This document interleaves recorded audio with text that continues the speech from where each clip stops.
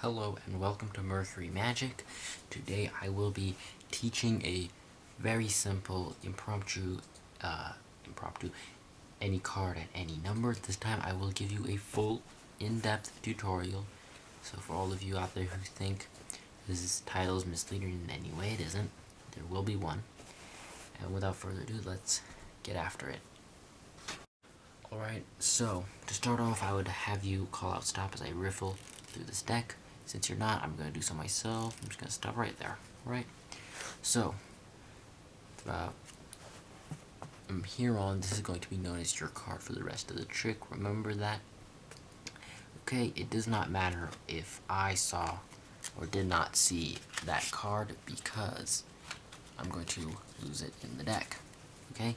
If I don't know where it is, it doesn't matter. More on that later. Right? Maybe I can shuffle it up again.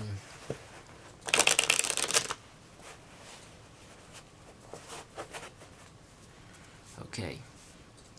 So, now your card could be anywhere in this deck, and I want you to name the first number that comes to mind.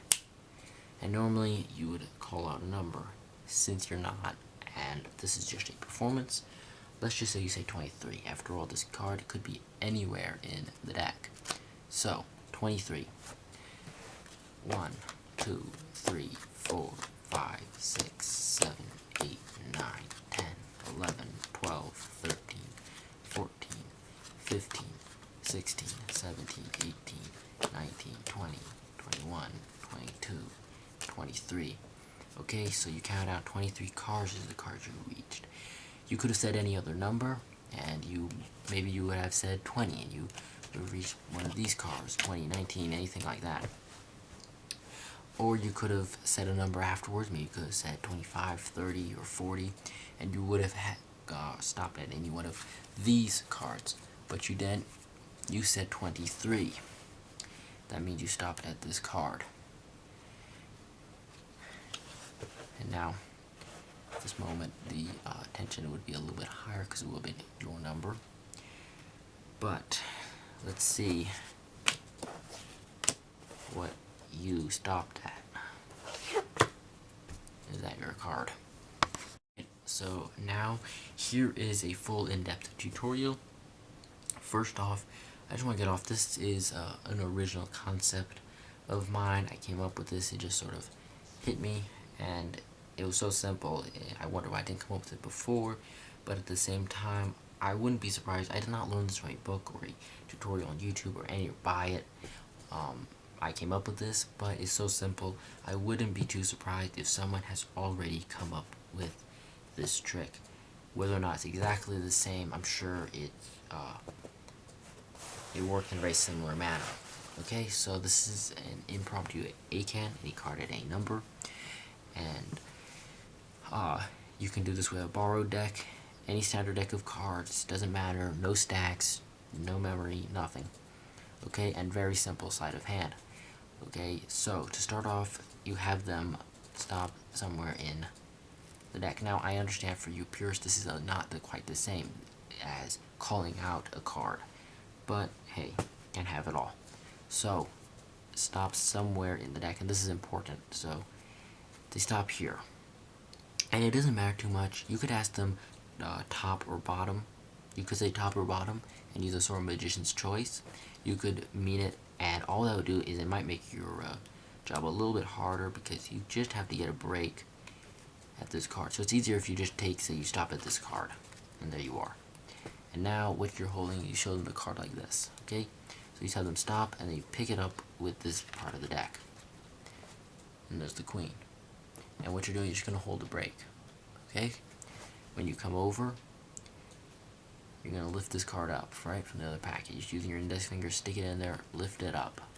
You're going to come over, and I'm not a big fan, I'm actually not a fan at all of cardistry. I don't like it, and I really don't think it has any purpose in Magic, because it really takes away from the overall magicalness of the trick.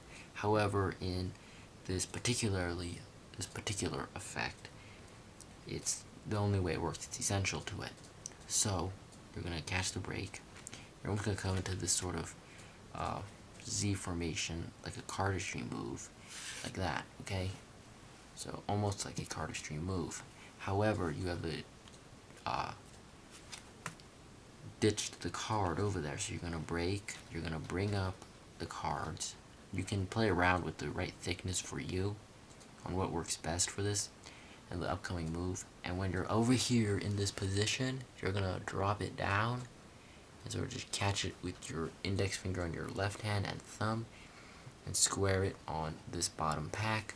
This card's gonna slide over. It's very important that this is quick and smooth, and when you do it, you just quickly drop, and while this is coming up, you'll align this with these two fingers, and this one needs to come up, come over to the top.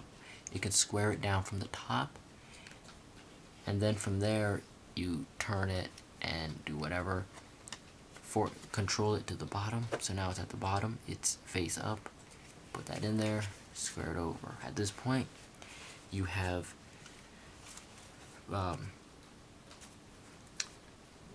you could say loss of words. Cut the deck and lost their card. In truth, it's just at the bottom, face up. Okay, and from there on, you're just going to false shuffle it a couple of times, always remembering to keep the bottom card that way and opposite direction. Okay, so this is a pretty simple move. If you don't know it, you can go out and learn it. It doesn't take too long. It's basically just a shuffle, but you're just making sure that bottom card stays there. Okay, you can do that a couple of times. Hopefully you're convinced at that point. And of course, ACAAN tricks always have a much better effect when they call out the number or the card, as opposed to me saying 23 and sticking a number in your mouth.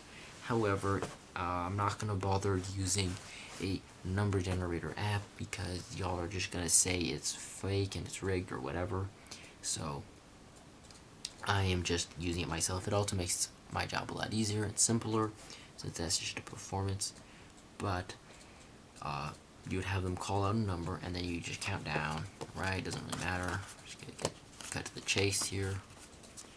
And there, let's say they call down this many cards, and then you go on that whole spiel about you could have stopped here or you could have stopped there. Why are you doing that? Because you're going to need to spread the cards, okay? So that's why you start off. You could have stopped at these cards. The other reason why is it's a mentalism trick, and it's always good, or you always should, recap a mentalism trick just to enhance the overall effect.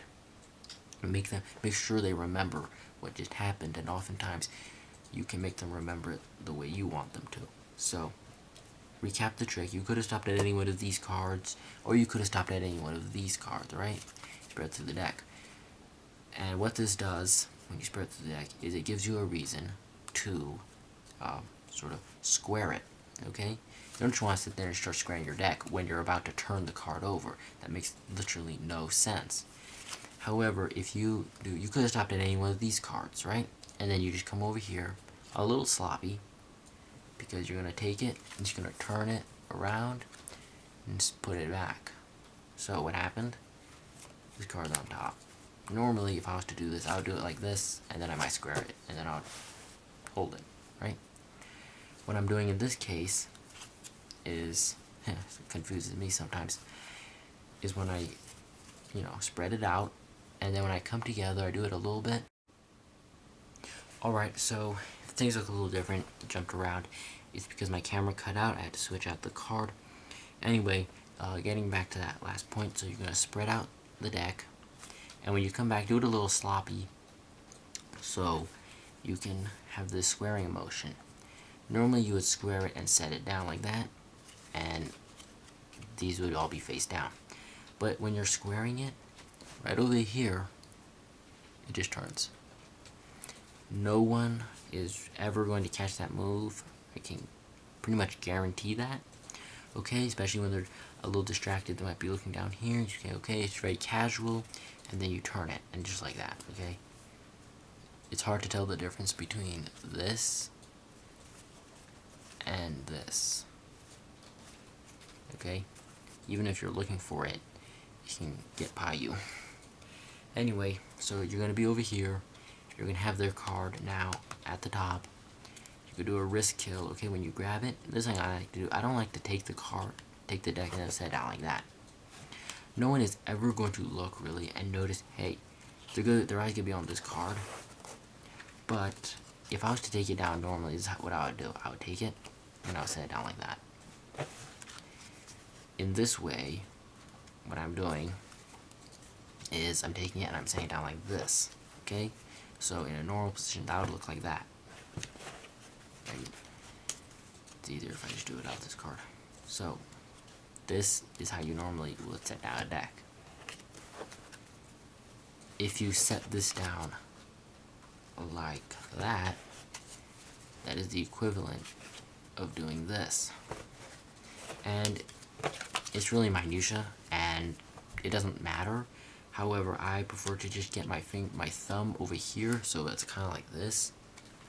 And you're just gonna do a wrist kill, which means you're gonna cover, and you're just gonna turn, right? So this card is gonna cover it till it's here, and then it's gonna turn. And now see how similar this grip is to that.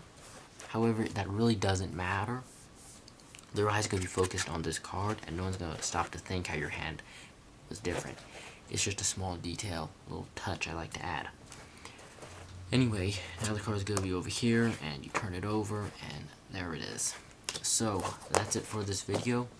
Hope you enjoyed this trick, and I'll see you next time.